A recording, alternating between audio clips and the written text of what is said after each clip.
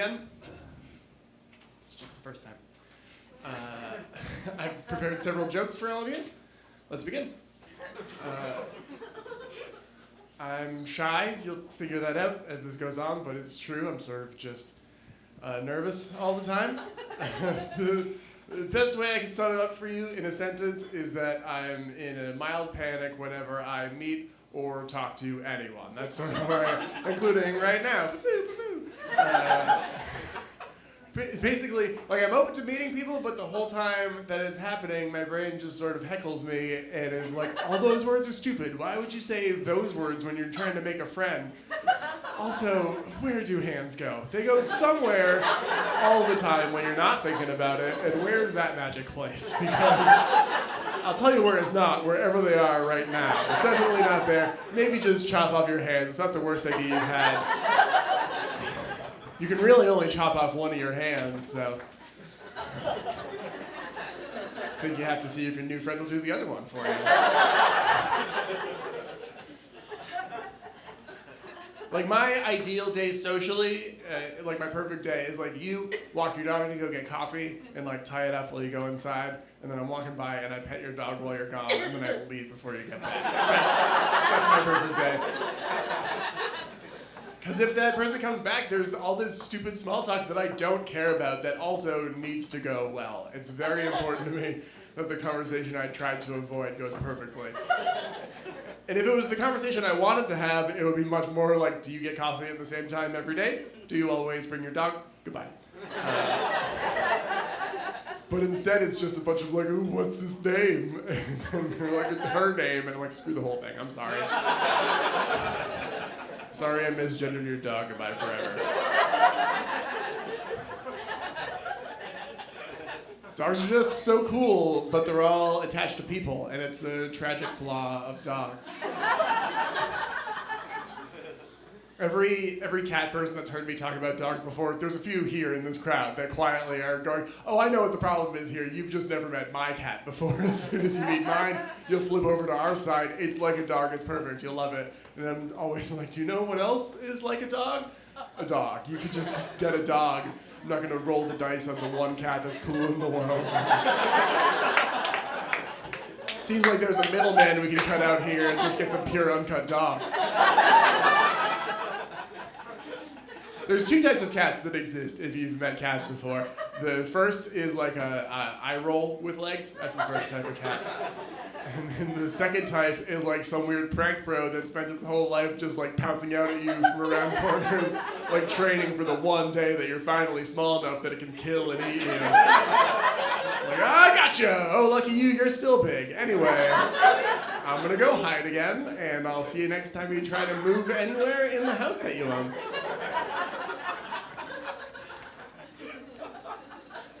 If you have a pet in your house and it's not a dog, it doesn't like you. And here's how I know.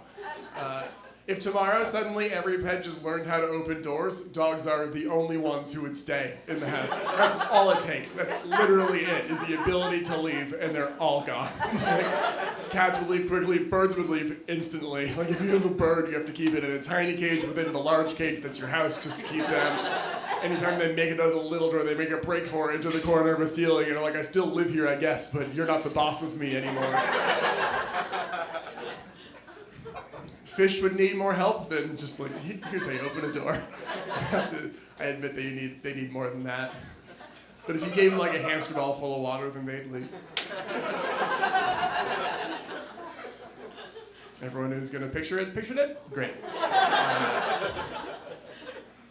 Snakes would stay, that's a fair point. If you're one of the 12 ponytails left in the country that still has a snake for a pet, then your snake would stay in your house, but it's just because there's like a lamp in your house. And like it's friends with the lamp, it's not friends with you.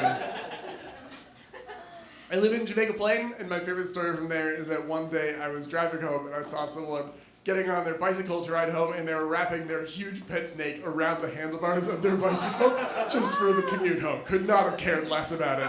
And the whole point is that the snake was not like, what an adventure we're on. This is so us. This is just classic us. No snake has ever felt that companionship ever. It's just owning a painting you feed mice once a month. That's all a snake is. Just a piggy bank for mice that sucks. You're like trying to save up mice and keep dropping mice into it, and after a year, like, how do I have no mice? Joke ends. Not for everybody, and it's fine.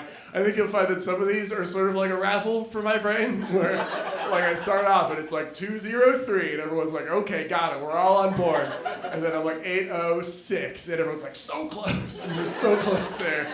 And then 2 people are like, I never win anything, this is so great.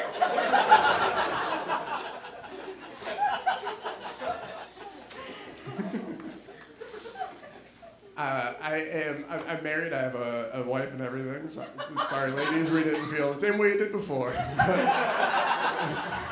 It's been good. She's a cool lady. I recommend marrying her if you have the opportunity.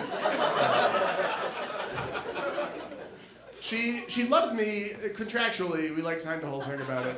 But she won't tell me the reason why she loves me, which is a great call on her part. Like, I want to know the reason. I've asked her, why do you love me? And I also know that if she told me why, I would do that thing over and over and over again until it became a thing she hates about me. I just know that about myself, where people are like, nice shirt, and I go, okay, this shirt forever, got it. It's gonna get holes in it and get dirty if you wear the same exact shirt every day, Andrew. And then the next day I've like laminated the shirt. And I'm like, oh, the shirt, you're like, I solved 2 problems. It's like what I have, but for a personality. It's like a stiff plastic shirt that you can't lower your arms in anymore, but for emotions. I think it's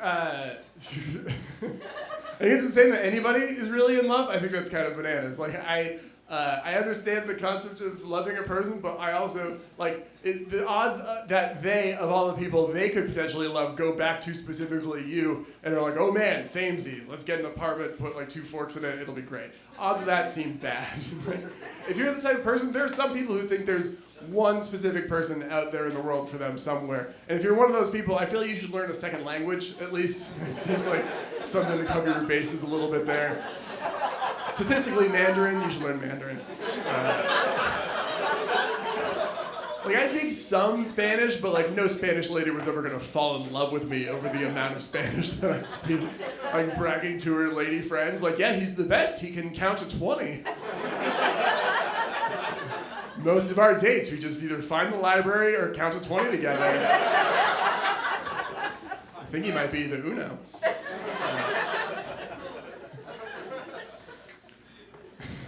I worry sometimes that my wife and I are just slowly going to turn into this impenetrable web of inside jokes and games that no one else understands, and then society will just like kick us onto an island at some point when they've had enough of us. Because like people call us a cute couple a lot, and not one person ever has meant it. Every single time their tone is like, I don't understand you, and I don't understand you. Cool that someone talks to you. I'm very psyched that it's not me that does this most of the time. We just have a number of things where like, if we're like going to a party we don't really want to go to, so like a party, we'll choose a random word just before we're going to go into the party, and then we'll try to get someone at the party to say that word to us in conversation without figuring out that's what we're doing. It's a very fun game. It is not a great way to make friends, because the word will be like pilot, and then we'll be like an hour into this party, and we've been spending an hour trying to get someone to say pilot. And then someone just mentions that they went to the Bahamas, and then both of us light up at the same time. And we're like, how did you get to the Bahamas? Did you take a boat? Did you walk there? Who knows? We're like, no, we flew. And like, oh, my favorite thing about planes is when they're at the front of the plane, and they're like the pilot, and we're like, yes! Like, you're a really cute couple. I gotta go.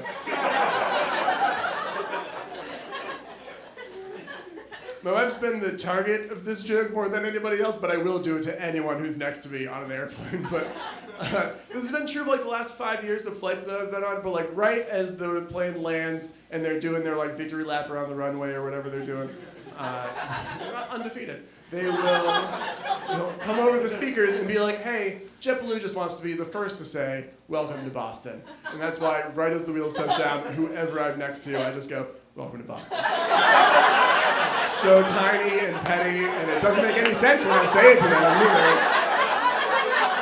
And then they come over the speakers a minute later, I'm like, nah, it was me. I've never quite had the courage to just yell to the whole plane, like I was in land, like, welcome to Boston, everybody. Just so that the staff at the front have to have that moment where they're like, do we still say the thing? All right, I gotta go, everybody. Thanks very much.